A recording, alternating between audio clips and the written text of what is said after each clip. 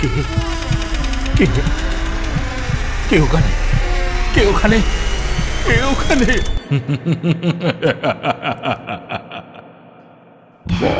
ভুতুরে, যেখানে জীবিত সব চরিত্র।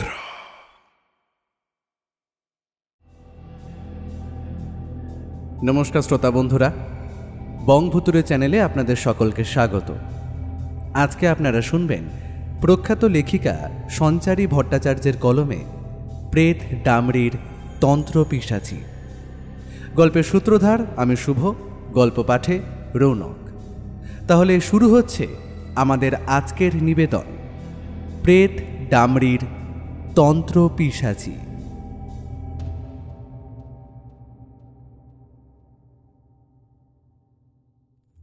ওম ক্লিং পিশাচনাশায় ধূং অং ফট স্বাহা।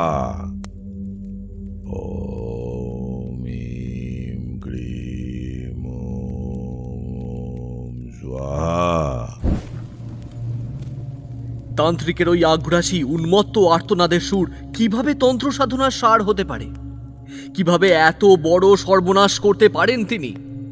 বাস্তবের মাটিতে দাঁড়িয়ে ভবিষ্যতের সারসংক্ষেপ রচনার এ কোন ভাবসাগরে ডুবেছেন তিনি?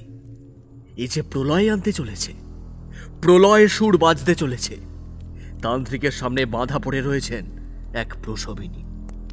ছেড়ে দে, ছেড়ে দে তান্ত্রিক, আমাকে যেতে দে। আমি প্রসবা, আমাকে ছেড়ে দে।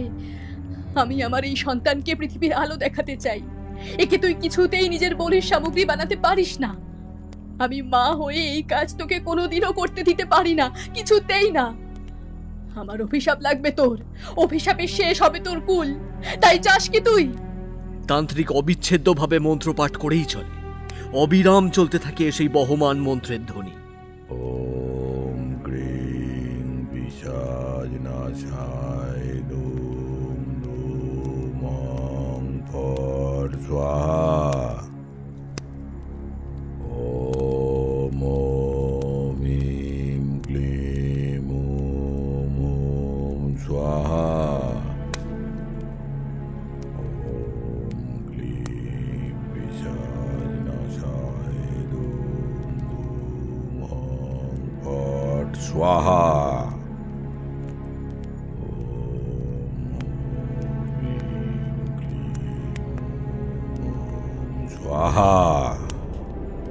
এমন সময় একটা দমকা হাওয়া দিক বিদিক প্রলম্বিত করে ছুটে আসতে থাকে সেই নারীর দিকে। নারী যন্ত্রণায় ছটফট করতে থাকে, করজোড়ে প্রাণ ভিক্ষা করতে থাকেন। কিন্তু সেই তান্ত্রিক তখনও নিরুত্তর। তিনি সব জেনে সব বুঝেও নির্বাক। কেবল ডামরিতন্ত্রের ওই কঠিন মন্ত্র আওড়ে চলেছেন। নারী আবার বলে ওঠেন, তুই এক মহান সাধক ছিলিস। এই গ্রামে এসে তুই বহু মানুষের সেবা করেছিস। কিন্তু এই সেবা ভাব কেবলই এক নাটক ছিল, নাটক ছাড়া আর কিছুই না। যার যার ভাগ্যে তুই ছিলিস, তার কেউ আজ আর জীবিত নেই। ভুল, ভুল, সব আমারই ভুল। আমিও তোকে নিঃশব্দে বিশ্বাস করে গেছি। শুধু বিশ্বাস কেন, তোকে পুজো করে গেছি, প্রার্থনা করে গেছি তোর কাছে, পরিত্রাতা হিসেবে দেখে গেছি তোকে। কিন্তু তুই কি করলি? কি করলি তুই? তুই পরিত্রাতা সেজে আমারই ধ্বংসের পথ সঞ্চারিত করলি। বিশ্বাসের এই মর্যাদা দিলি তুই? ধৈর্যটি ছেড়ে দে, ছেড়ে দে বলছি আমাকে। সেই নারীর একটি কথাও কানে নিলেন না তান্ত্রিক। তিনি তার নিজের মতন করে মন্ত্রপাঠ করেই চললেন। সেই গর্ভবতী নারীর অস্থিরতা ক্রমে তান্ত্রিককেও প্রভাবিত করতে শুরু করল। সহসা মন্ত্রপাঠ বন্ধ করে তিনি শাসাতে লাগলেন সেই নারীকে। থেমে যা পাপিনি, আমি জানি তোর গর্ভে কে আছে। এই গর্ভের এই সন্তান তোর স্বামীর নয়, অবৈধ। তাই এই সন্তানকে ত্যাগ করার মধ্যে দিয়েই তুই পুণ্য অর্জন করতে পারবি, নিজেকে এই পুণ্যের সাগরে আবাহন করতে পারবি। এটা মনে রাখিস, তোর জন্য যে কাজ আমি করেছি তা আখেরে তোকেই মুক্তি দান করবে, মুক্তি। না হলে পাপের আগুনে ভস্মীভূত হবি তুই। সেই নারী ভয়ে আতঙ্কিত হয়ে ওঠে। তুই জানলি কি করে? কি করে জানলি সব কথা? আর এই সন্তান আমার স্বামীর না হলেও এ কোনো অপবিত্রতার চিহ্ন নয়। আমি যাকে ভালোবাসি, মন থেকে যাকে নিজের স্বামী মানি, এ তাঁর চিহ্ন, আমাদের ভালোবাসার চিহ্ন। তারও স্বরে চিৎকার করে হাসতে লাগলেন সেই তান্ত্রিক, আর সামনে রাখা এক বাটি রক্ত হাতে তুলে নিয়ে যজ্ঞের আগুনে ঢেলে দিলেন। ওম হ্লিং পিশাচ নাশায় ধূম ধূম হট ফট স্বাহা। ওম হোম হিং ক্লিং হুম হুম স্বাহা। এরপরে বললেন, তুই কি ভাবলি এই সাধনা কোনো সাধারণ সাধনা? এই সাধনা কোনো সাধারণ সাধনা নয়, এটা একটা বহু ভয়ঙ্কর সাধনার প্রতিরূপ। যারা এই সাধনার দ্বারা প্রাপ্ত দিব্যজ্ঞান সম্বন্ধে কিছু জানে না, তারা এই সাধনার বিষয়ে সামান্য কিছু ধারণাও করতে পারে না। আমি জানি এই সাধনা করতে হলে কত কি শিখতে হয়, কত কিছু জানতে হয়। নিজেকে শেষ করে আমার মতো শুরু করতে হয়। শূন্যে বিলীন হয়ে গিয়েও আমার পূর্ণ অর্জনের স্বীকৃতি ধারণ করতে হয়। পারবি পারবি এই সাধনার রসদ সাধন করতে? কোনোদিনও পারবি না। তুই যে কেবল এই সাধনার অংশীদার হতে পেরেছিস, এই অনেক। তুই যে এই সাধনার এক সহিষ্ণু ভাগ হতে পেরেছিস, এটা জেনে রাখিস, তোর সারা জীবনের পুণ্য অর্জনের প্রতীকী হয়ে রইল। এ হলো প্রেত ডামড়ি সাধনা। এই সাধনায় এক প্রসবাকে যদি আমি পিশাচির সামনে বলি দিতে পারি, তাহলে আমি সাধন ক্রিয়া সর্বাধিক মার্গের উচ্চ ফল লাভ করব। জন্ম মৃত্যু সমস্ত বাঁধন থেকে আমি মুক্ত হয়ে যাব, চিরকালের জন্য মুক্ত হয়ে যাব। না প্রেতলোক, না দেবলোক, না ভূলোক, কেউ আমাকে নাগালে পাবে না। কেউ কোনোভাবে আমার কোনো ক্ষতি করতে পারবে না। না দেব, না নর, এমনকি রাক্ষস, কেউ না, কেউ না। আজ তাই আমাবস্যার এই পুণ্যতিথিতে আমাকে এই কাজ করতে হবে। সমাপ্তি রচনা করতে হবে এই কালোজয়ী যুদ্ধের। চুপ কর মূর্খ নারী, বাক্য ব্যয় করে বৃথা আমার সময় নষ্ট করিস না বলছি। না হলে কিন্তু ফল আরো খারাপ হবে, আরো আরো আরো আরো খারাপ হবে, এই আমি বলে দিলাম। মহিলাটি আরক্ত চিৎকার করতে লাগলেন। আকণ্ঠ আর্তনাদের সুর শ্মশানের সেই শান্তিকে বিনষ্ট করে বাইরে প্রবাহিত হতে লাগলো, ভেদ করল দিগন্তকেও। তিনি কাতর স্বরে বলে উঠলেন, হে দেব, আমি আজীবন আপনাকে মেনে এসেছি, আপনার পায়ে সঁপেছি। আপনি তো সবটুকুই জানেন। আমি যে কোনো অন্যায় করিনি, আমি যে কোনো পাপাচারী নই, এ আপনি ব্যতীত কেউ জানে না। এই তান্ত্রিক নিজ গুপ্তবিদ্যার বলে আমাকে দিয়ে যে ঘৃণ্য কাজ করানোর জন্য উদ্যত হয়েছে, আপনি বসে বসে তা দেখছেন, অথচ এর কোনো প্রতিকার করছেন না। জানি সময়ের হাতেও যে আপনি বন্দী। তবে কি আমার অন্তিম সময় ঘনিয়ে এসেছে দেব? আমি মৃত্যুর কোলে ঢলে পড়লেও একটি শব্দ বার করব না। কিন্তু আমার এই নিষ্পাপ সন্তানের কি দোষ? কেন সে এভাবে শেষ হবে বলতে পারেন? তান্ত্রিক এবারে পাশে রাখা একটি কলা ও নীল বর্ণের একটি পদ্মফুল হাতে নিয়ে যজ্ঞের আগুনে সঁপে দিলেন। তারপর বললেন, এইবার আগুন দাউ দাউ করে জ্বলবে, আকাশকে স্পর্শ করবে। দাবানলের এই শিখায় ভস্মীভূত হবি তুইও। শেষ হবে তোর অহংকার, আর জয়ী হব আমি। এবারে আমি পাবো সেই অসীম শক্তি, আর সেই শক্তির বলিহান হয়ে উঠবো আমি। আমাকে কেউ কেউ কেউ পরাস্ত করতে পারবে না, কেউ না, কেউ না। তান্ত্রিক অট্ট হাসিতে ফেটে পড়লেন। আর ঠিক সেই সময় যজ্ঞের আগুনের মধ্যে থেকে বাইরে বেরিয়ে আসতে থাকলো এক পৈশাচিক হুঙ্কার, এক তির্যক নারী কণ্ঠ। সেটি না পাতাল থেকে উত্থিত হলো, না মহাকাশে বিলীন হয়ে গেল, বরং সেটি ধেয়ে আসতে থাকলো সেই তান্ত্রিকের দিকে। চারিদিকে বাতাস বইতে শুরু করলো। বাতাসের মধ্যে দিয়ে বয়ে আসা ওই গরম আভা মনে করিয়ে দিতে লাগলো এক আসন্ন বিপদের কথা, এক ভয়ঙ্কর বিপদ। তান্ত্রিকের চোখ দুটো স্থির, বিস্ফারিত দৃষ্টিতে তিনি সামনের দিকে তাকিয়ে রয়েছেন। মুখ থেকে কোনো শব্দ বেরিয়ে আসছে না, শরীর ছেড়ে দিয়েছে, মন্ত্রপাঠ স্তব্ধ হয়ে গেছে, কেবল বিড়বিড়ানির শব্দ ভেসে আসছে তার মুখ থেকে। ডামড়ি প্রেত ডামড়ি, মাগো তুই তুই এসেছিস মা? মারে মা, তুই তুই তুই আমার ডাকে এত কাল বাদে তবে সাড়া দিলি মা। মারে মা। আবারও এক হুঙ্কার গর্জে উঠল, চারিদিক কম্পিত হলো, তার সাথেই দীপ্ত লোকে ছড়িয়ে পড়তে থাকলো এক তীর্যক হাসির শব্দ। রক্ত চাই,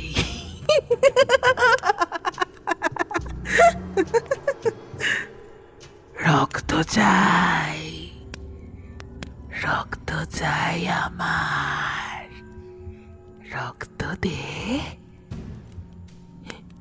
এক্ষুনি রক্ত দে, আমি রক্ত পান করতে চাই, না হলে আমি তোকেই শেষ করে দেব। সবার আগে তোর রক্ত পান করে আমি নিজের তৃষ্ণা নিবারণ করব। রক্ত দে আমাকে, রক্ত দে। তান্ত্রিক ধৈর্যটি ঠকঠক করে কাঁপতে শুরু করলেন। দেবীর এই ভীষণা রূপ এর আগে তিনি কখনো দেখেননি।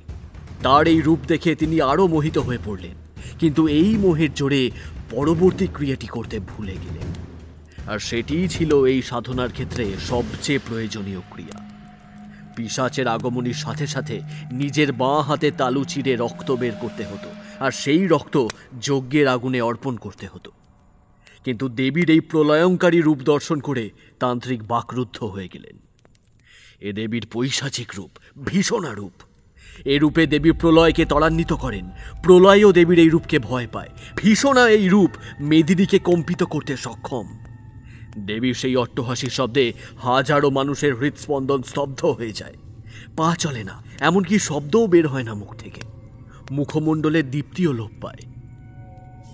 তান্ত্রিকের সাথেও তেমনটাই হচ্ছিল। তিনি কোনো কথা বলতে পারছিলেন না। ওদিকে দেবী এক পা করে তার দিকে এগিয়ে আসতে লাগলেন। রক্ত দে, তোর ছুটি, রক্ত চাই আমার। তুই যদি রক্ত দিতে না পারিস তাহলে আমি কিন্তু তোকেই সবার আগে শেষ করব। রক্ত দে, রক্ত দে আমাকে, রক্ত দে। আর ঠিক সেই সময় ভয়ে সরে গেলেন তান্ত্রিক, আর তার গায়ে লেগে উল্টে গেল সেই রক্তের বাটিটা। সেটির মধ্যে পড়ে থাকা অবশিষ্ট রক্তটুকুও মাটিতে পড়ে গেল। সঠিক সময়ে রক্ত যজ্ঞের আগুনে অর্পণ না হওয়ায় যজ্ঞের আগুনও নিভে গেল। এ কি হয়ে গেল? এ কি করে ফেললাম আমি? এ যে স্বয়ং আমার মৃত্যু আমার চোখের সামনে দাঁড়িয়ে আছে। তিনি যে এবার সব কিছু ধ্বংস করে ফেলবেন। এ কি হলো? এত এত বড় সর্বনাশ করে ফেললাম আমি, এত বড় সর্বনাশ করে ফেললাম। হায় হায় হায়, বাঁচাও বাঁচাও, কেউ আমাকে বাঁচাও। সেই স্থান ত্যাগ করে দৌড়াতে শুরু করলেন তান্ত্রিক। যেদিকে দুচোখ যায় তিনি দৌড়াতে লাগলেন, রুদ্ধশ্বাসে দৌড়াতে লাগলেন। কিন্তু সেই প্রলয়ঙ্কারী হাসির শব্দ কিছুতেই তার পিছু ছাড়ল না। কিছুক্ষণ পরেই সেই হাসির শব্দ থেমে গেল। যেন বাতাস সেই হাসির শব্দটিকে কোথাও এক জায়গায় নিয়ে গিয়ে গিলে ফেলল, ঢেকে ফেলল তার অন্তঃসার শূন্যতাকে। আর কোথাও খুঁজে পাওয়া গেল না তাকে, কোথাও না। তান্ত্রিক একটা পাথরে পা আটকে পড়ে গেলেন। ওইদিকে সেই নারীও বন্দি অবস্থায় হাঁপাতে শুরু করল। দুজনের কণ্ঠেই হাঁপানির শব্দ শুনতে পাওয়া গেল। শেষ হবে এবার সব কটা। ওকে ভক্ষণ কর মা, ওকে ভক্ষণ করে আমাকে নিস্তার দে, আমাকে মুক্ত কর। আমাকে যে করেই হোক মুক্তি পেতেই হবে, না হলে জন্ম মৃত্যুর এই চক্রাকার বন্ধনের মধ্যে আটকে পড়ে আমি শেষ হয়ে যাব। কোনোদিনও এই বন্ধন ভেদ করে বেরোতে পারবো না, কোনো দিনও না। হে ভবানী রক্ষা করো মা, আমাকে রক্ষা করো মা, আমাকে রক্ষা করো। ওদিক থেকে ভেসে আসতে লাগলো আবারও সেই আর্তনাদের সুর। অত দূরে থাকলেও তান্ত্রিক শুনতে পেলেন। তোকে আমি ছাড়বো না তান্ত্রিক, তুই আমাকে ক্ষত বিক্ষত করলি, এমনকি আমার সন্তানকেও। গর্ভবতীর এই অভিশাপ আজীবন এই গ্রামটিকে ঘিরে থাকবে। তোরা কোনোদিনও এই অভিশাপের গণ্ডি ভেদ করে বাইরে বেরোতে পারবি না। আমি তোদের মৃত্যু হয়ে ফিরে আসবো, মৃত্যু হয়ে ফিরে আসবো। আর যেভাবে আমাকে শেষ হতে হলো, আগামীতে সকলকেই হতে হবে। সকল গর্ভবতীর কপালে এই অভিশাপের রক্তাক্ত তিলক লেপে দিয়ে গেলাম, আমি লেপে দিয়ে গেলাম। তারপরেই যেন এক শান্তি, এক কঠোর শান্তির রেশ চারিদিকে বিরাজ করতে শুরু করলো। এই শান্তি কোনো সাধারণ শান্তি ছিল না, মৃত্যুর চেয়েও ভয়ঙ্কর, মৃত্যুর পরবর্তী এই শান্তি। এর থেকে রেহাই পেতে হলে মৃত্যুর সাথেও লড়াই করতে হয়। কিন্তু সেই সাধকের মুখ থেকে কোনো শব্দ বেরিয়ে আসছে না। তিনি এমনভাবে সমস্ত কিছু নিষ্পত্তি কেন ডেকে আনলেন? চুপ করে রইলেন কেন তিনি? ক্ষণিকের ওই শান্তি যেন দীর্ঘদিনের মৌনতার উপহার দিয়ে গেল তাকে। সব শেষ। ওই ডাইনি তাকে খেয়েছে, ওর সন্তানকে খেয়েছে। শান্তি। আমি ওখান থেকে পালিয়ে না এলে আজ আমাকেও সে খেত। ভাগ্যিস ওই মেয়ে পালাতে পারিনি। একবার গিয়ে দেখি, সেখানে যে আমাকে একবার যেতেই হবে। আদতে এই ক্রিয়া সম্পন্ন হলো কিনা আমাকে দেখতেই হবে। পরখ করে দেখতে হবে, আমাকে একবার পরখ করে দেখতে হবে। তান্ত্রিক সেই দিকে এগোতে শুরু করলেন। পা টিপে টিপে এগোতে থাকলেন সেই মৃত্যুর কোলাহলের দিকে, যা ক্ষণিক পূর্বেই শান্ত হয়েছিল। ওই শ্মশানের সামনে এসে পৌঁছালেন তিনি। বাতাস তখনও ভারী। গম্ভীর আর্তনাদের সুর থেমে গেলেও চাপা কষ্ট আর ধিক্কারের সুর তখনও যেন ক্ষীণ স্বরে আহ্বান করে চলেছিল তাকে। তখনও ভেসে আসছিল সেই সুর। তান্ত্রিকের পা এগোতে চাইল না। দূর থেকে দাঁড়িয়ে তিনি দেখলেন চাপ চাপ রক্ত লেগে রয়েছে মাটিতে। ভূতল ভরে রয়েছে রক্তে, যেন মাটি স্নান করেছে, নতুন করে স্নান সেরে পবিত্র হয়েছে সে। তান্ত্রিকের যেতে বাধা পড়ল। তিনি পা চালিয়ে সেদিকে যেতে পারছেন না। হৃৎপিণ্ডে ধুকপুকানি আরো বৃদ্ধি পেয়েছে। কি দেখবেন তিনি? সব ভয় ত্যাগ করে এবার স্বার্থপরের মতো অভিমুখে এগিয়ে যেতে থাকলেন তিনি। এগিয়ে চলল তার পা দুখানি। সামনে গিয়ে দাঁড়াতেই দেখলেন সেই নারীর পেটের মধ্যিখানটা চেরা। হাঁ হয়ে পড়েছে সেই স্থানটি, রক্ত গড়িয়ে পড়ছে, আর তার পেটের মধ্যে থাকা শিশুটির একটি পা জমির ওপরে পড়ে রয়েছে, আর বাকি দেহটি আধ খাওয়া অবস্থায় ওই জঠরের মধ্যিখান ঘেঁষে বাইরে বেরিয়ে রয়েছে। ফিনকি দিয়ে রক্ত বেরিয়ে আসছে, একটি ধমনী ছিঁড়ে গেছে। নারীর মুখের অর্ধেক অংশ খুবলে নিয়েছে ওই পিশাচি। সারা শরীরে কেবল রক্তের ছিটে। পেটের মধ্যে থেকে বাইরে বেরিয়ে এসেছে নারী ভুঁড়ি। নিজের চোখে এই বিভৎস দৃশ্য দেখে ঠক ঠক করে কাঁপতে থাকলেন ওই তান্ত্রিক। না, কি দেখছি আমি? এতটা নৃশংসতা কিভাবে ঘটাতে পারে? কেউ এইভাবে শেষ করে দিতে পারে কি? কেউ পারে?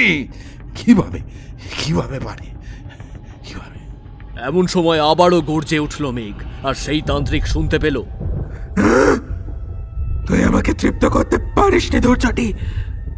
এবার তোর কালকে আহ্বান করেছিস, এ প্রেতে পরিণত হবে। তুই এর সব থেকে কাছের ও প্রিয় বস্তুর বলি দিয়েছিস। আমাকে বলি দিতে হলে যার বলি দিচ্ছিস তার মতের প্রয়োজন পড়ে। সে যদি বিরূপ হয় আমি বলি গ্রহণ করতে পারি না। কিন্তু আমি আমার তৃষ্ণাকে শান্ত করতে না পারলে আজ বহু সাধারণ মানুষের প্রাণ যেত। তাই আমি ওই রুদ্ররূপকে শান্ত করতে একেই নিজের খাদ্যে পরিণত করতে বাধ্য হয়েছি। তবে এই কাজ গ্রামের বুকে অভিশাপের বীজ বপন করলো। আজকের পরে তোর আর কোনো ক্ষমতা থাকবে না।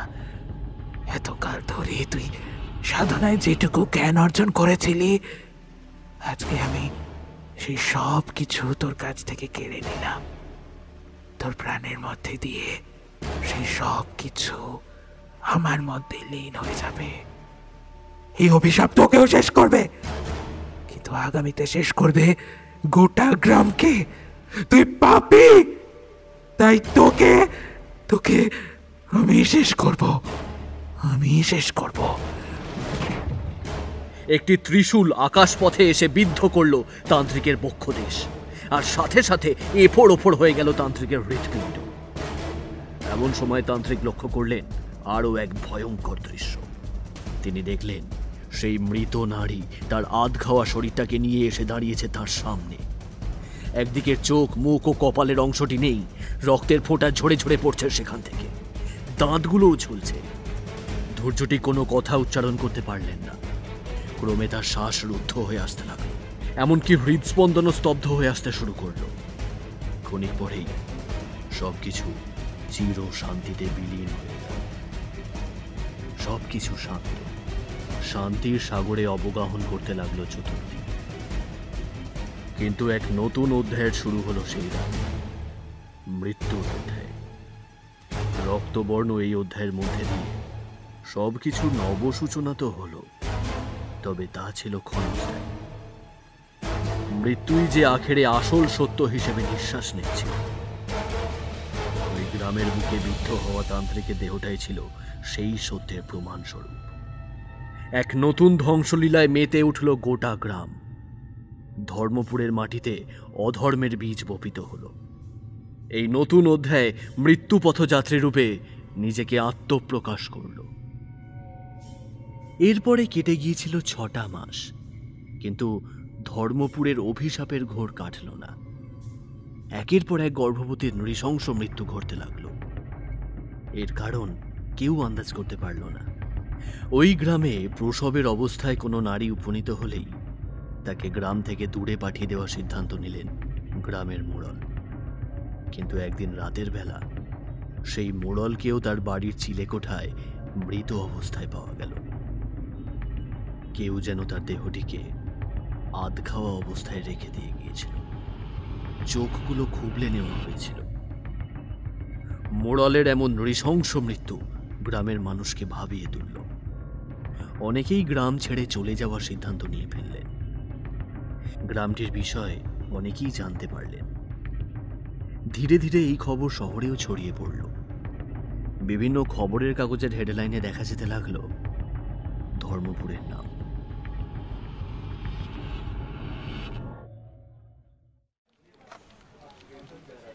এমনই এক পত্রিকার চিফ এডিটর ছিলেন অর্ধেন্দু। তাকে বড় সাহেব ডেকে পাঠালেন। হ্যাঁ, তোমাকে ডাকছিলাম বুঝলে। আসলে আমাদের পত্রিকার বিষয়টা নিয়ে একটু ভাবছিলাম, যদি আলাদা কিছু করা যেত তাহলে খুব ভালো। শনিবারের আমাদের যে বিশেষ সংখ্যাটা বেরোয় সেই পাতায় ভাবছি ধর্মপুরের ব্যাপারটা লিখবো। আর এটা কেবল একদিনের জন্য নয়, বেশ কয়েক মাস ধরে লিখতে হবে বুঝলে। এই কারণে ব্যাপারটা একটু জটিল হয়ে যাচ্ছে। অর্ধেন্দু শোনা মাত্রই বড় সাহেবের মনের মধ্যে চলা ভাবনাগুলো সম্পর্কে বেশ অনেকটাই আন্দাজ করতে পারল। এরপর বলল, হ্যাঁ স্যার, আপনার বলা কথাগুলো আমি বেশ ভালোভাবেই বুঝতে পেরেছি, কিন্তু আমি তো অর্ধেন্দুকে আমতা আমতা করতে দেখে বড় সাহেব বলে উঠলেন, দেখো, আমি অন্য কাউকে এই কাজের দায়িত্বে ওখানে পাঠাতে পারতাম, তবে জানি না কেন আমার তোমাকে অধিক যোগ্য বলে মনে হলো। আর কেউ নেই। আর তাছাড়া তুমি যেভাবে মানুষদের সেবায় লেগেছো, নানান অসাধারণ সব খবর তুলে এনেছো, মানুষকে তো একেবারে হতবাক করে দিয়েছো কদিনেই তুমি। তাই এই খবরটার উপরেও আশা করি তোমার দখলতা তুমি দেখাতে পারবে। এই ব্যাপারে আমি নিশ্চিত। তুমি একটা কাজ করো বুঝলে, কয়েক মাসের জন্য ওখানে চলে যাও। আমার স্ত্রী রেখা গর্ভবতী স্যার। এই অবস্থায় তাকে সেখানে নিয়ে যাওয়া ঠিক হবে না। 7 মাস চলছে, যে কোনো সময় ব্যথা উঠতে পারে। তখন আমি কি করব? আর ওই গ্রামের সম্পর্কে যতদূর শুনেছি সেখানে একটা হাসপাতাল পর্যন্ত নেই। মানুষ মরে গেলে রাস্তাঘাটে ফেলে রাখা হয়, দিনের পর দিন পড়ে থাকে, পচা গন্ধ বেরোয়। এসব মেনে নিয়েই ওখানকার বাসিন্দারা দিব্যি বেঁচে আছে। সেখানে আমাদের মতো সুস্থ মানুষেরা গিয়ে কিভাবে বাস করবে? আপনি যদি বলেন তাহলে আমি কয়েকদিনের জন্য ওখানে গিয়ে নিউজটা কভার করে নিয়ে আসতে পারি। আরে সে তো হতোই, কিন্তু একাধিক খবরের সংস্থা ইতিমধ্যেই ধর্মপুরের ওপর নিউজ সাবমিট করছে। কিন্তু আমি চাইছি একেবারে কোর পয়েন্টে কাজ করতে বুঝলে। ওখানে না গেলে, নিজের চোখে না দেখলে তুমি সেটা লিখতে পারবে না। কলমের আঁচড় সাংঘাতিক কিছু ঘটাতে পারে। বিশেষ করে তোমার কলমের আঁচড়ে যেন জাদু রয়েছে। খবরকে কিভাবে একটা জ্বলন্ত অগ্নিকুণ্ডে রূপান্তরিত করতে হয় সেটা তোমাকে দেখেই শেখা উচিত অর্ধেন্দু। এমনকি সকলে সেটাই করছে। হাজারো পাঠক আমাদের কাগজ প্রতিদিন কিনছে শুধুমাত্র তোমার লেখাটি পড়ার জন্য। কাগজের মাধ্যমেই যখন আমাদেরকে জনসাধারণের ঘরে ঘরে পৌঁছে যেতে হবে, তখন এসব থেকে দূরে পালিয়ে কি লাভ বলো? আমি চাইছি নিয়মিতভাবে এই লেখাটি আমার খবরের কাগজের পাতার হেডলাইন হয়ে উঠুক। কিন্তু আমি কিভাবে আপনাকে লেখাগুলো পাঠাবো স্যার? কোনো মাধ্যমই তো নেই। আমি সেখানে গিয়ে ওখানকার পরিস্থিতি সম্পর্কে লিখতেই পারি, কিন্তু পাঠাবো কার হাত দিয়ে? যদি না পাঠাতে পারি তাহলে প্রতি সপ্তাহে আপনি ছাপবেন কিভাবে? তোমাকে কিচ্ছু চিন্তা করতে হবে না, আমি এসবের সমস্ত কিছু ব্যবস্থা করে রেখেছি। আমি একজন ফটোগ্রাফারকে অ্যাপয়েন্ট করছি, সে তোমার সাথেই যাবে। প্রতি মাসের শেষে এসে সারা মাসের লেখা সাবমিট করে দিয়ে যাবে, ব্যাস। আমি সেই লেখাগুলো ছাপতে থাকবো, আর সে আবারও ফিরে যাবে গ্রামে তোমার কাছে, মানে ওই এসে আমাকে সাবমিট করে দিয়ে যাবে আর কি।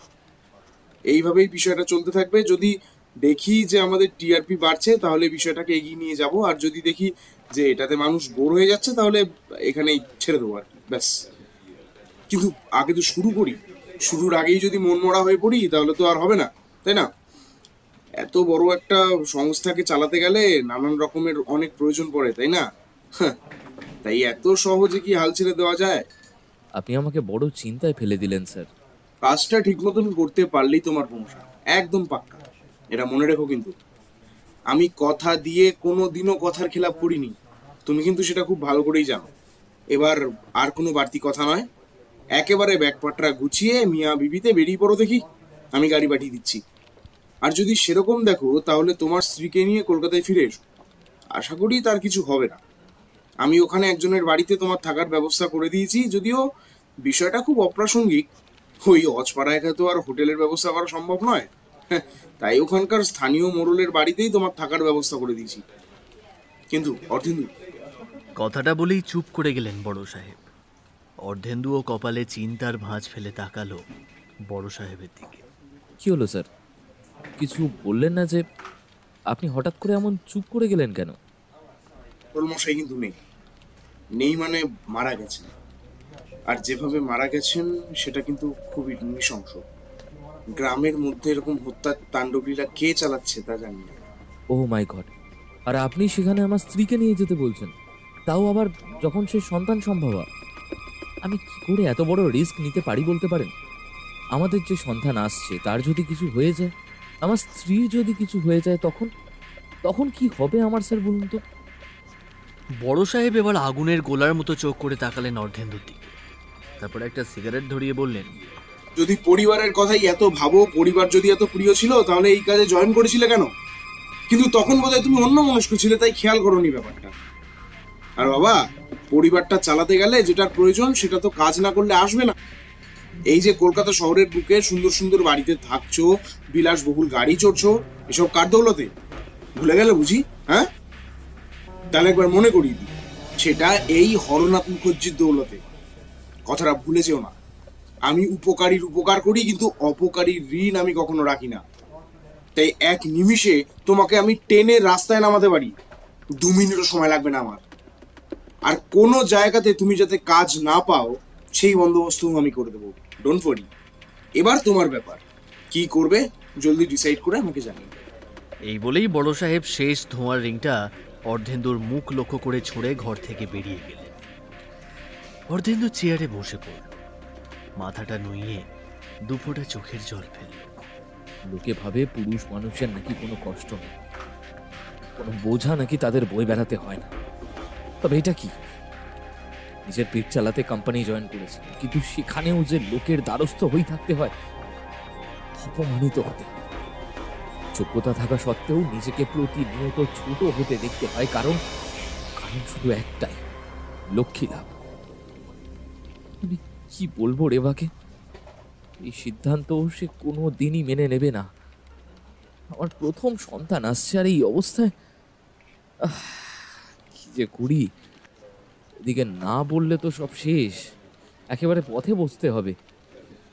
হরনাথ যে কতজনকে ধরে ধরে পথে বসিয়েছে সে দৃষ্টান্ত তো আগেই পেয়েছি। অর্ধেন্দু চেয়ার থেকে উঠে দাঁড়ালো, একটা কাগজ আর একটা কলম নিল। এরপর তাতে লিখল, আমি যাব স্যার, আপনাকে সেটা লিখিত গিয়ে গেলাম।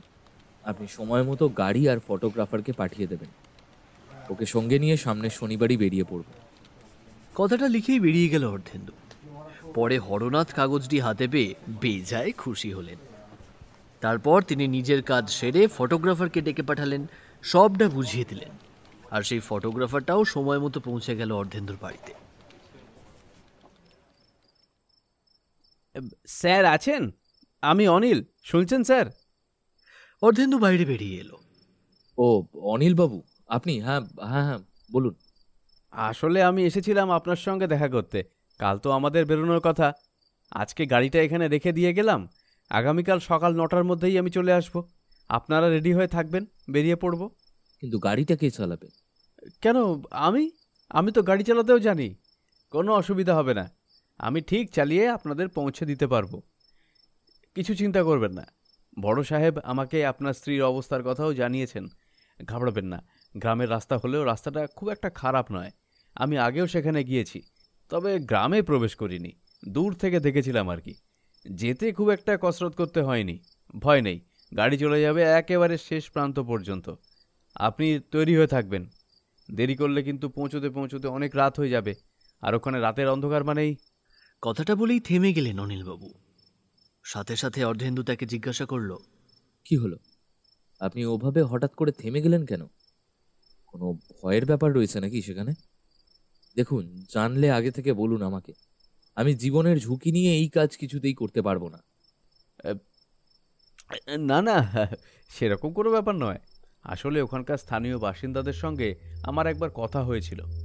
ওরা আবার কিসব ওই ভূত প্রেত পিশাচে বিশ্বাস করে। তবে আমার মনে হয় উত্তেজিত হওয়ার কোনো কারণ নেই। গ্রামের মানুষ এমনিতেই কুসংস্কারাচ্ছন্ন। ওদের কথায় সেভাবে বিশ্বাস করতে যাবেন না তো। দেখবেন আমরা ঠিকই পৌঁছে যেতে পারবো। নিন, এবার আপনি বরং বিশ্রাম করে নিন, আর আমিও যাই। কয়েকটা কাজ আছে, সেগুলো সেরে ফেলি। তারপর কালকে তো আবার সঠিক সময় এখানে উপস্থিত হব, তাই না?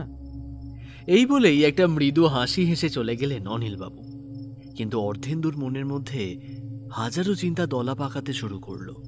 কি হচ্ছে, কেন হচ্ছে, কেনই বা ওই গ্রামটিকে নিয়ে এত কুসংস্কার ছড়িয়েছে?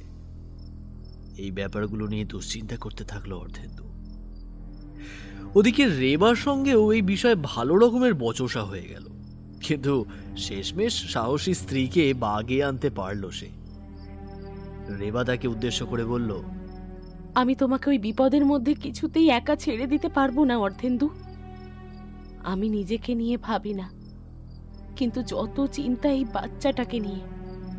তার যদি কিছু হয়ে যায় তাহলে তো আমরা কেউই একে অপরকে কোনো দিনও ক্ষমা করতে পারবো না, বলো? রেবাকে বুকে জড়িয়ে ধরল অর্ধেন্দু। এরপর বলল, তেমন কিচ্ছু ঘটবে না রেবা। আমি সব সময় তোমার পাশেই থাকবো। তোমাকে কোনো দিন কাজ ছাড়া করবো না। আর কয়েকটা দিনের তো ব্যাপার, মনে হয় না মাসের পর মাস সেখানে আমায় থাকতে হবে। কয়েক মাসের মধ্যেই আমরা চলে আসতে পারবো। তোমার ডেলিভারির আগেই আমি কলকাতায় ফিরে যাওয়ার চেষ্টা করব। আর না পারলে ওই লোকটা মানে অনিল বাবুকে দিয়ে তোমাকে এখানে ফেরত পাঠিয়ে দেব। উনি এসে ঠিক একটা না একটা ব্যবস্থা করে দেবেন। আর ডাক্তারের সঙ্গেও তো আমার কথা হয়েই আছে। নিখিলেশ তো আমার নিজের বন্ধু, সেই তো তোমার ডেলিভারি করবে। কাজেই ওকে বলে দেব। খবর পাঠিয়ে দিলেই তো হ্যাপা চুকে গেল। এত ভেবো না। আগের কাজটা আগে সেরে নিতে হবে আমাদের। এগুলো নিয়ে পরেও ভাবা যাবে। তেমন হলে আমি কাজটাই ছেড়ে দেব। আমার কাছে কাজের থেকে বেশি গুরুত্বপূর্ণ তুমি আর আমাদের এই সন্তান। যে আসছে তাকে নিরাপদে আসতে দিতেই হবে, পৃথিবীর আলো দেখতে দিতে হবে। এই বলেই রেবার পেটের ওপর নিজের হাতটি ছোঁয়ালো অর্ধেন্দু। রেবা নিজের মুখটাকে অর্ধেন্দুর বুকের অন্তঃস্থলে আরো শক্ত করে চেপে ধরল। সেদিন রাতটা কোনো রকমে কেটে গেল। রাতের মধ্যেই সবকিছু গোছগাছ করে নিল অর্ধেন্দু। পরের দিনই তাদের যাওয়ার পালা। রেবাও তৈরি হয়ে নিল সকাল সকাল। অনিলবাবু নির্ধারিত সময়ে এসেই হাজির হয়ে গেলেন। এরপর তিনি বললেন, ওই দেখুন, আমি তো ভাবছিলাম আপনাদের বোধহয় তাড়া দিতে হবে, কিন্তু এখন তো দেখছি আপনারা একেবারে তৈরি হয়ে নিয়েছেন। নিন, চলুন এবার বেরিয়ে পড়া যাক। হ্যাঁ হ্যাঁ, চলুন এবার আমাদের বেরিয়ে পড়া যাক। সেটাই বরং ভালো হবে। একটু আগে বেরোলেও তো আর কোনো ক্ষতি নেই। না না, ক্ষতি কিছু নেই, বরং সুবিধাই হবে। রাত হওয়ার আগেই আমরা গ্রামে পৌঁছে যেতে পারবো। নিন, উঠে পড়ুন গাড়িতে। রেবাকে এত কঠিন পরিস্থিতির সঙ্গে সামঞ্জস্য রেখে চলতে হবে এটা সে কোনোদিনও কল্পনা করতে পারেনি। এমন পরিস্থিতিতে যেখানে বাড়িতে বসে তার বিশ্রাম নেওয়া উচিত, সেখানে তাকে পায়ে হেঁটে জার্নি করে গ্রামে যেতে হচ্ছে, তাও আবার নিজের পেশাদার স্বামীর চাকরির রক্ষার্থে। এর থেকে পরিহাসের আর কী বা হতে পারে? একেই বলে নিয়তি। নিয়তি যে কার জন্য কেমন পরিস্থিতি তৈরি করে রেখেছে কেউই বলতে পারে না। রেবার ক্ষেত্রেও বিষয়টা ঠিক একই রকম দাঁড়ালো। গাড়ি এগোতে শুরু করলো। কিছুটা রাস্তা যাওয়ার পরেই অনিল অর্ধেন্দুকে উদ্দেশ্য করে বলল, স্যার, যা বুঝতে পারছি কমপক্ষে 2 মাস থাকতে হবে। আপনার কলমের যা দৃঢ়তা, যত ভালো লিখবেন ততই পাঠক আরও বেশি করে জানতে চাইবে। আর যখন তারা শুনবে যে আপনি সেখানে বসে ঘটনাগুলোর বর্ণনা করেছেন, তখন তো ছেড়েই দিন, একেবারে সোনায় সোহাগা। তাতে জানার কৌতূহল আরও 3 গুণ বৃদ্ধি পাবে। আমি তো এখনই দেখতে পাচ্ছি। এক কাজ করবেন, খুব বেশি ভালো কিছু, বিশেষ কিছু লিখতে যাবেন না। আপনি তো জানেনই আমাকে, আমি সব কিছুর সাথে কম্প্রোমাইজ করতে পারি, কিন্তু নিজের কাজের সাথে নয়। এ আমার সত্তার সাথে জড়িয়ে রয়েছে, নাহলে এত বড় ঝুঁকি নিয়ে কোনোদিনও সেখানে যেতাম না। আমাকে আমার কাজ করতে দিন, আপনি সামনে তাকিয়ে গাড়িটা ড্রাইভ করতে থাকুন। অনিলবাবু এরপর আর কোনো কথা না বাড়িয়ে গাড়িটা ড্রাইভ করে চললেন। পৌঁছাতে পৌঁছাতে সন্ধ্যা পেরিয়ে রাত ঘনিয়ে এলো। অর্ধেন্দু ঘড়ির দিকে তাকিয়ে দেখল ঘড়িতে তখন সন্ধে 7:30 বাজে। সে রেবাকে উদ্দেশ্য করে বলল, দেখলে তো, আমাদের পৌঁছতে পৌঁছতে সেই রাতই হয়ে গেল। এখন সাবধানে পৌঁছতে পারলে হয়। আচ্ছা অনিলবাবু, আপনি তো মোড়লের বাড়িটাও বোধহয় চেনেন না, তাহলে ওখানে যাবেন কি করে? আমি না জানলেও কি হবে, কাউকে দেখে জিজ্ঞাসা করে নিতে হবে। চিন্তা করবেন না, বড় সাহেব আগে থেকেই ওদেরকে বলে রেখেছেন, কেউ না কেউ ঠিকই এগিয়ে আসবে। এমন সময় দূর থেকে কাউকে সেই দিকে এগিয়ে আসতে দেখল অর্ধেন্দু, আর সাথে সাথেই বলে উঠল, ওই যে কে একজন যেন এদিকেই আসছে, আপনি ওদিকেই চলুন। অনিলবাবু সেদিকেই গাড়িটিকে চালাতে লাগলেন। কিছুটা দূরে গিয়েই তিনি ব্রেক কষে দাঁড় করালেন গাড়িটাকে। দাদা, ও দাদা, শুনছেন? লোকটি অনিলবাবুর দিকে এগিয়ে এসে বলল, আমাকে ডাকছেন? হ্যাঁ, আপনাকেই ডাকছিলাম। আসলে আমরা মোড়লের বাড়িতে যাব। মোড়লের বাড়িটা কোন দিকে, মানে গ্রামের মোড়লের বাসাটায় কোন দিক দিয়ে যেতে হবে সেটা যদি একটু জানাতেন খুব ভালো হতো। অনিলবাবুর মুখে এই কথা শুনে লোকটি থতমত খেয়ে গেলেন। মোড়লের বাড়ি? কথাখানা বলেই আকাশ কুসুম ভাবতে আরম্ভ করলেন। অনিলবাবু দেখলেন মোড়ল কথাটা শোনা মাত্রই ওই লোকটির কপালে ঘাম ঝরে পড়ছে। লোকটি ঠিকভাবে উত্তর দিতেও পারছেন না, তিনি আমতা আমতা করে চলেছেন। লোকটিকে আবার জিজ্ঞেস করলেন অনিলবাবু, কি হলো রে বাবা, আপনি তো আকাশ কুসুম ভাবতে বসলেন দেখছি। আরে বাবা, মোড়লের বাড়িটা কোথায় শুধু এইটুকু জানতে চাইছি আমি, আর কিছু না। এবারে দয়া করে বলুন তো। লোকটি কেবল আঙুল দেখিয়ে ইশারা করলেন অনিলবাবুকে, তারপর সেখান থেকে দৌড়ে পালিয়ে গেলেন। কি যে হয় লোকগুলোর কে জানে। হতবাকের মতো আমার দিকে তাকিয়েছিল লোকটা, যেন বাংলা বুঝতেই পারছে না। এসব যে কি হচ্ছে কিছুই আন্দাজ করতে পারছি না। আপনি লক্ষ্য না করলেও আমি করেছি। লোকটি আপনার দিকে যতক্ষণ তাকিয়েছিলেন দিব্যি কথা বলছিলেন, কিন্তু যেই না রেবার দিকে তাকিয়ে ওকে অন্তঃসত্ত্বা অবস্থায় দেখলেন, সঙ্গে সঙ্গে লোকটার দৃষ্টিভঙ্গি একেবারে বদলে গেল। অমনি কত তাড়াতাড়ি এখান থেকে পালিয়ে যাওয়া যায় সেই ব্যবস্থা করতে লাগলেন। যেদিকে ইশারা করে গেলেন সেদিকে কি আদেও মোড়লের বাড়িটা পড়বে? কিছুই তো বুঝতে পারছি না। রেবাকে দেখে এত ভয় পাওয়ারই বা কি হলো বলুন তো দেখি। অনিলবাবু কোনো মন্তব্য করলেন না, তিনি এগিয়ে যেতে থাকলেন সেই দিকে। এরপর ওই দিকটায় যেতেই দেখতে পেলেন একটা বাড়ি। গাড়ি থেকে নেমে পড়লেন, এগিয়ে গেলেন ওই বাড়ির দিকে। কারোর সঙ্গে একটা সাক্ষাৎ সেরেই আবার গাড়ির কাছে এসে বললেন, হ্যাঁ স্যার, লোকটা অবুঝের মতো কাজ করলেও কাজটা কিন্তু মন্দ করেনি। নিন, এবার চলুন দেখি। এখান থেকে পায়ে হেঁটে যেতে হবে, ওদিকে রাস্তাটা আবার উঁচু নিচু, গাড়ি যেতে পারবে না। আমি বরং এই সাইডেই গাড়িটাকে রেখে দিচ্ছি, আপনি বরং বেরিয়ে পড়ুন। ম্যাডামকে সঙ্গে করে ধীরে ধীরে এগিয়ে যান। ওখানে বৃদ্ধা মহিলা রয়েছেন, তবে উনি বেশ ভালো। বড় সাহেবের চিঠি পেয়ে উনি আগে থেকেই সব বন্দোবস্ত করে রেখেছেন। মনে হয় না আপনাদের কোনো অসুবিধা হবে। গ্রামের বাড়ি হলেও বাড়িটা আয়তনে বেশ বড়ই মনে হলো। আপনারা যান, আমি একটু পরেই আসছি। গাড়িটাকে ওই সাইডে পার্ক করিয়ে আসছি। এই বলেই অনিল নিজের কাজে লেগে পড়ল। ওদিকে অর্ধেন্দু নিজে নেমে স্ত্রী রেবাকে সঙ্গে নিয়ে ধীরে ধীরে এগিয়ে চলল ওই মোড়লের বাসাটির দিকে। এরপর বাড়ির সামনে গিয়ে দেখল বাড়ির দরজাখানা আধখোলা অবস্থায় রয়েছে। রেবা আলতো স্বরে বলে উঠল, আছেন কেউ? ও মাসিমা আছেন? রেবার গলা শুনতে পেয়েই এগিয়ে এলেন একজন বৃদ্ধা। এসে বললেন,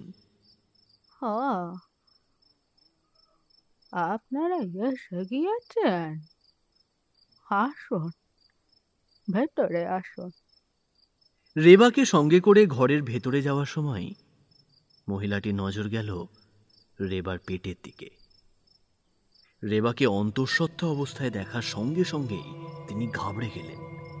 এরপর কোনো কারণ ছাড়াই হঠাৎ চিৎকার করে উঠলেন, না, চলে যান, চলে যান, আপনারা এখান থেকে চলে যান, নাহলে অনর্থ ঘটে যাবে, চলে যান। তখন আর কিচ্ছু করতে পারবেন না, চলে যান। একবার যদি সে জানতে পারে তবে সবাইকে শেষ করে ফেলবে। কেউ এখান থেকে বেঁচে বেরোতে পারবেন না। ভালো কথা বলছি, চলে যান, দোয়াই আপনাদের, চলে যান। বৃদ্ধা মহিলাটি কথাগুলো বলেই হাঁপাতে শুরু করলেন। বৃদ্ধাটিকে এমন অস্বাভাবিক আচরণ করতে দেখে ঘাবড়ে গেল সবাই। ততক্ষণে অনিলবাবুও সেখানে এসে হাজির হয়েছিলেন। তিনি বলে উঠলেন, এইসব নিয়ে মাথা ঘামাতে হবে না স্যার। এই যে আপনি আপনি কি এসব শুরু করলেন বলুন তো? হ্যাঁ, শহরের লোক দেখা মাত্রই কি নানা রকমের নাটক শুরু করতে হয়? ভয় দেখাতে হবে? কি চান বলুন তো? বড় সাহেবের কাছ থেকে মোটা টাকা তো নিয়েছেন, সে কথা ভুলে গেলেন নাকি? অর্ধেন্দু অনিলবাবুকে থামিয়ে দিয়ে বলল, অনিলবাবু, আপনি ওনার সাথে এভাবে কথা বলছেন কেন? নিশ্চয়ই কোনো কারণ রয়েছে, নিশ্চয়ই কোনো কারণ রয়েছে, না হলে উনি হঠাৎ এমন আচরণ করবেন কেন? কি ব্যাপার বলুন তো মাসিমা? কোনো ভয় পাওয়ার মতো ঘটনা ঘটেছে কি? বৃদ্ধা মহিলাটি আবারও কিছু বলতেই যাচ্ছিলেন, কিন্তু অনিলবাবু চোখের দিকে তাকিয়ে তিনি চুপ করে গেলেন। এরপর কথার মোড় ঘুরিয়ে বললেন, না না, বয়স হয়েছে তো, অযথাই অনেক সময় দুশ্চিন্তা করি। কিছুকাল আগে আমার স্বামী মারা গেছে, তারপর থেকে মাথা ঠিক নেই আমার। মাঝে মধ্যেই অসংলগ্ন আচরণও, কি বলেছি না বলেছি তার কোনো ঠিক নেই। আপনারা দয়া করে এসব নিয়ে একবারই ভাববেন না। তবে পোয়াতি মেয়ে মানুষকে সাথে করে এনেছেন, এ যে বড্ড ঝুঁকির কাজ করে ফেলেছেন। খুব সাবধানে রাখতে হবে ওনাকে, না হলে বড় রকমের বিপদ ঘটে যেতে পারে। তবে ভাববেন না, আমি যখন আছি আমি তো ওনার মায়ের মতো, অসুবিধে হতে দেব না। তবে তাও সাবধানে তো মান নেই না। বৃদ্ধা মহিলাটি যে কিছু একটা লুকোচ্ছেন এই বিষয়ে অর্ধেন্দুর স্থির বিশ্বাস ছিল, কিন্তু ওই মুহূর্তে মহিলাটিকে আর কোনো প্রশ্ন করতে চাইল না সে। মহিলাটি তাদের ঘর দেখিয়ে দিলেন। অর্ধেন্দু স্ত্রীকে সঙ্গে নিয়ে ঘরে ঢুকল। অনিলবাবুকেও থাকার জন্য একটা বিশেষ ঘরের ব্যবস্থা করে দিলেন সেই বৃদ্ধা। সেদিন রাতে সকলে খাওয়া দাওয়া সেরে শুয়ে পড়ল। এতটা পথ ভ্রমণের ধকল সহ্য করতে না পেরে সবাই বিছানায় পিঠ ঠেকাতে বাধ্য হল। রাত তখন গভীর। হঠাৎ করেই ঝড় উঠল। শোঁ শোঁ করে বাতাস বইতে শুরু করল। জানালার কপাট বারবার খুলে পড়তে লাগলো। পাশের দেওয়ালে ধাক্কা খাচ্ছিল সেটি। সেই শব্দেই ঘুম ভেঙে গেল রেবার। এই জানলা ধাক্কানোর আওয়াজে তো ঘুমই আসছে না। সবে ক্লান্ত শরীরটা নিয়ে এইমাত্র চোখটা বন্ধ করেছিলাম, আর দেখো সঙ্গে সঙ্গে উৎপাত শুরু হয়ে গেল। এখন কি করব? রেবা খাট থেকে নেমে দাঁড়াল। অনেক কষ্টে জানালার দিকে এগিয়ে গেল। জানালার কপাট তখনও খটখট শব্দ করেই চলেছে। রেবা কপাটের একদিক ধরে ধীরে ধীরে সেটিকে সামনের দিকে সরিয়ে দিতে লাগলো। ইস, অসময়ে এরকম ঝড় বৃষ্টি শুরু হলো কেন কে জানে। আর ঝড় বৃষ্টির সময় পেল না, যখন খুশি শুরু হয়ে গেলেই হলো। আর আরে গ্রামটাও বড় অদ্ভুত। এখানে আসার পর থেকে কিছু না কিছু ঘটেই চলেছে। এখানকার মানুষের আচরণগুলো কেমন যেন অস্বাভাবিক। তারা যেটা বলতে চাইছেন সেটা ভাবছেন না, আর যেটা ভাবছেন সেটা কিছুতেই বলছেন না। পরিবেশটাও কেমন যেন গা ছমছমে। রেবা আরেকটি কপাট সামনের দিকে টেনে এনে আটকাতে যাবে, এমন সময় মনে হলো বৃষ্টির মধ্যে কেউ যেন বাইরে দাঁড়িয়ে রয়েছে। ঝমঝম করে বৃষ্টি পড়ছে, বাইরের দিকটা একেবারে সাদা হয়ে গেছে, সামনের কিছুই স্পষ্ট দেখা যাচ্ছে না। কিন্তু সেই সাদা ধোঁয়ার মধ্যে একটা ছায়া মূর্তি দাঁড়িয়ে রয়েছে, এক দৃষ্টিতে তাকিয়ে আছে রেবার দিকে। রেবার কৌতূহল আরো বেড়ে গেল। কে কে ওখানে? কে দাঁড়িয়ে রয়েছেন? কি হলো? জবাব দিচ্ছেন না কেন? কে আপনি?